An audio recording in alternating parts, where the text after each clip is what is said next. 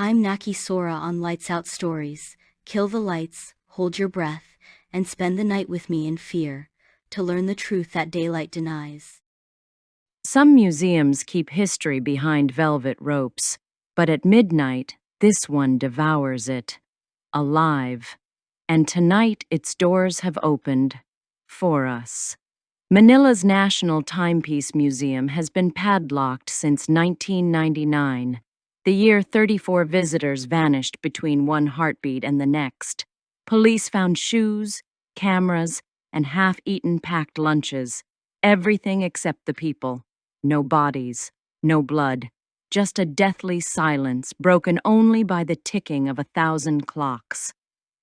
Curiosity is a poisonous gift, and I have always been generous to myself. Last night, with rain slashing the streets like broken glass, I pried the side gate, climbed a rusted fire escape, and slipped through a fractured skylight. Inside, the air tasted of brass polish and forgotten breath. Every clock, grand, pocket, cuckoo, was still running, though the building's power had been cut for years. Their ticks overlapped until they sounded like one giant mechanical heartbeat. I crept down the main gallery. A Victorian grandfather clock loomed ahead, carved from black glass that swallowed the flashlight beam. Its pendulum swung too slowly, each arc the length of my own pulse. When the minute hand clicked 12, the clock struck 13. My phone screen flared and rebooted. The date blinked, June 7th, 1899. Signal dead. Battery full, then empty, then full again, cycling like a panicked lung. A leather-bound journal lay open on a stand. Faded ink described a donation. Received today a black glass clock from a faceless bishop. The clock eats minutes. The curator's signature dissolved, fresh ink crawling across the page to spell my name. I slammed the book shut. Something brushed my ankle. I looked down, an empty denim jacket, sleeves still warm, as if the owner had vanished seconds ago. From the ceiling speaker, a soft, coiled voice whispered, "Next in line." I spun and entered Gallery 4. Spotlights flickered over polished marble. Shadows moved on the floor, pacing like patients in a ward. But the gallery was empty. One shadow paused under a light and raised its head. It was shaped exactly like me, right down to the ponytail, except the mouth stretched into a grin my face refused to make. The floor lurched, hallway walls elongated, rubbery, pulling the exit signs until the letters melted into symbols I couldn't read. The museum wasn't keeping time, it was erasing distance. A second chime, 13 again, shuddered through the building. My wristwatch began to count downward, 69, 68, each number a cold finger on my spine. I dashed into the curator's office. Paper rustled without wind.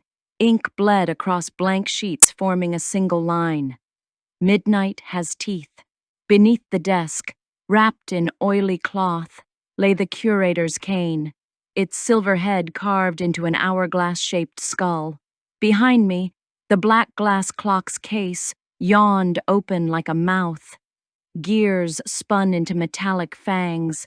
With every tick, the room grew darker, as though the clock was swallowing the light itself. 50, 49, 48 seconds of life left. I gripped the cane, charged and swung. The glass shattered, exploding into shards that froze in midair.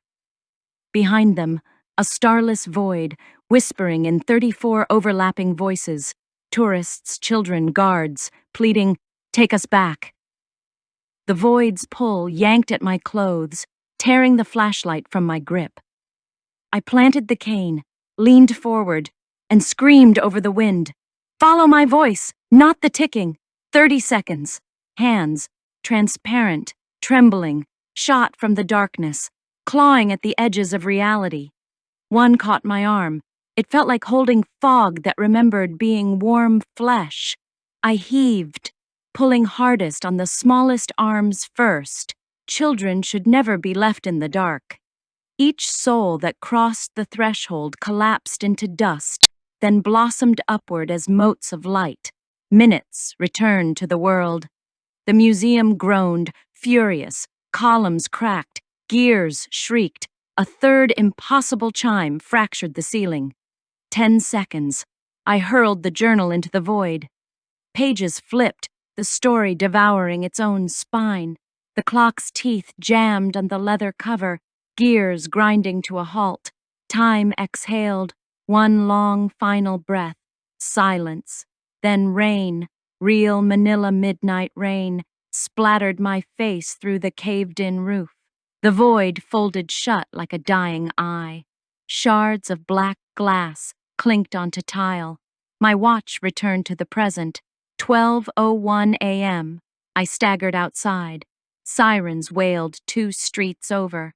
The museum, every window lit a soft amber, looked peaceful, almost grateful. I thought the nightmare had ended, until I felt weight in my backpack, the curator's journal. Its cover no longer dusty, but glossy, breathing.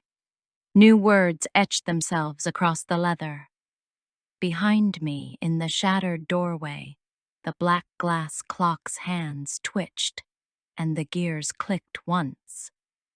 So walk with me, brave one, and keep your seconds close, because tomorrow night another museum may swallow the minute you take for granted, and if you hear that 13th chime, remember, history doesn't just repeat, it feeds. If your heart's still beating, prove it. Tap subscribe, share this with someone who always runs late, and tell me in the comments, how many minutes would you risk for forbidden history? Thanks for braving the dark with me. I loved every chilling minute we spent together. Subscribe and meet me here for the next nightmare. Sleep tight.